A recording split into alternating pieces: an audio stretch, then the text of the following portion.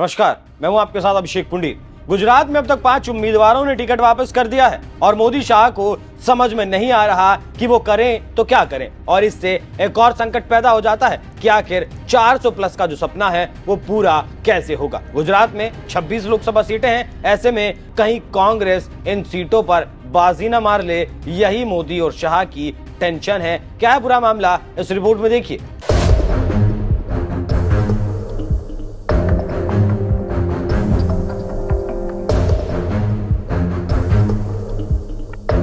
जब दिल्ली में बीजेपी पहली लिस्ट जारी करने के लिए मंथन कर रही थी, उसी समय मोदी शाह को झटका लगा जब पूर्व उप मुख्यमंत्री नितिन पटेल ने अपना नाम वापस ले लिया। फिर बीजेपी के 195 लोगों के नामों की लिस्ट जारी हुई और उसके बाद 2 और उम्मीदवारों ने अपने नाम वापस ले लिए और दोनों ने निजी कारण बताए।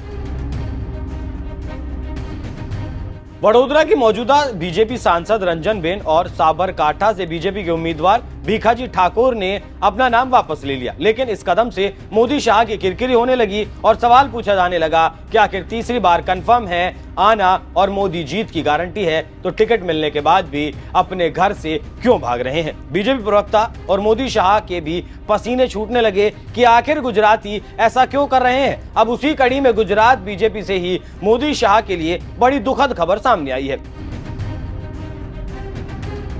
खबरों की माने तो हमेशा से गुजरात मोदी शाह के लिए आसान राज्य रहा है, लेकिन 2024 लोकसभा चुनाव में गुजरात बीजेपी के लिए सबसे किरकिरी वाला राज्य बनने वाला है, क्योंकि राज्य की करीब आधा दर्जन सीटों पर पार्टी के अंदर और बाहर दोनों जगह घनघोर विरोध चल रहा है। यही विरोध मोदी शाह की बेचैनी का कारण भी है। खबरों की माने तो वलसाड, साबरकांठा, राजकोट और पोरबंदर में स्थिति बिल्कुल विपरीत नजर आती है और स्थानीय कार्यकर्ताओं का कहना है कि बीजेपी के बजाय बाहरी उम्मीदवारों को तवज्जो क्यों दी जा रही है और इसीलिए विरोध भी हो रहा है। गुजरात में जिस तरह से बीजेपी कार्यकर्ता बीजेपी उम्मीदवारों का विरोध कर रहे हैं और उनके खिलाफ बयानबाजी खुलकर कर रहे हैं, ये काफी हैरान कर देने वाला है। राजनीतिक हलकों में चर्चा है कि अगर ये चलता रहा तो पार्टी अपने घर में ही हार जाएगी। बीजेपी के पूर्व अध्यक्ष और गुजरात के दिग्गज नेता रूपाला राजकोट से चुनाव लड़ रहे हैं।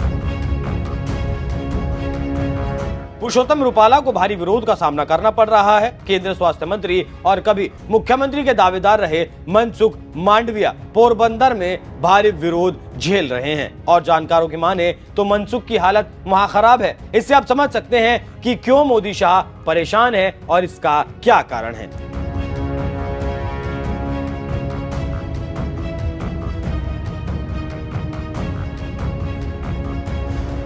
खबरों की माने तो पहले वडोदरा लोकसभा सीट बीजेपी की सबसे सेफ सीट मानी जाती थी, लेकिन इस सीट पर मौजूदा संकट रंजन बेन भट्ट को दोबारा टिकट मिला, जिसका विरोध बीजेपी महिला मोर्चा की राष्ट्रीय उपाध्यक्ष डॉक्टर ज्योति पांड्या ने किया और पांड्या यही नहीं रुकी और शहर में पोस्टर और सोशल मीडिया पर भी उन्होंने अपना विरोध दर्ज करवाया, जिसे मोदी शाह काफी जिससे असहज महसूस कर रहे हैं और पार्टी ने उन्हें सस्पेंड तक कर दिया। यही नहीं, बीजेपी ने उत्तर गुजरात की सीट पर पहले भीखाजी ठाकुर को उम्मीदवार बनाया था, लेकिन विरोध इतना हुआ कि भीखाजी भाग खड़े हुए। उसके बाद वलसाड लोकसभा सीट पर बीजेपी ने धवल पटेल को उम्मीदवार बनाया, जो बीजेपी अनुसूचित जनजाति मोर्चा के राष्ट्रीय सोशल मीडिया इंचार्ज है।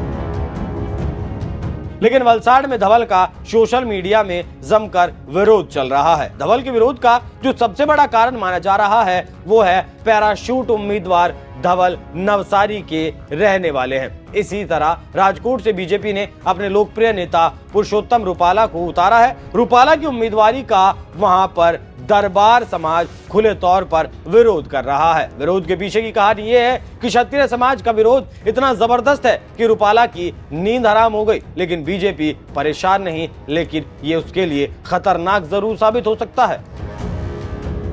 तो आप समझ सकते हैं कि गुजरात में क्या हालत है। वहीं राजनीतिक विश्लेषकों की माने तो मोदी शाह ने मनमानी की है और सोचा है कि जो हम कह रहे हैं वही कार्यकर्ता करेंगे, लेकिन कार्यकर्ता दुखी होकर अब विरोध करने पर उतारू हो गए हैं। मोदी शाह ने मेरी मर्जी वाले अंदाज से टिकट बांटकर सोए हुए गुस्से को बाहर ला दिया। वहीं कांग्रेस ने कुछ स्थानों पर लोकल उम्मीदवारों को उतारकर बीजेपी के सामने यॉर्कर फेंकी है। अब देखना है कि बीजेपी यॉर्कर को कैसे खेलती है। इसके साथ ही साथ गुजरात की 26 की 26 सीटों पर जीत मिलती है या विरोध का कुछ फायदा कांग्रेस भी उठाकर ले जाती है। ये देखना गुजरात की लड़ाई में बेहद ही दिलचस्प होगा। वैसे आपको क्या लगता है, क्या इस बार भी बीजेपी सुपड़ा साफ कर पाएगी गुजरात में, या फिर कांग्रेस कुछ फायदा ले पाएगी? अपनी राय हमें कमेंट कर जरूर बताइएगा। नमस्कार।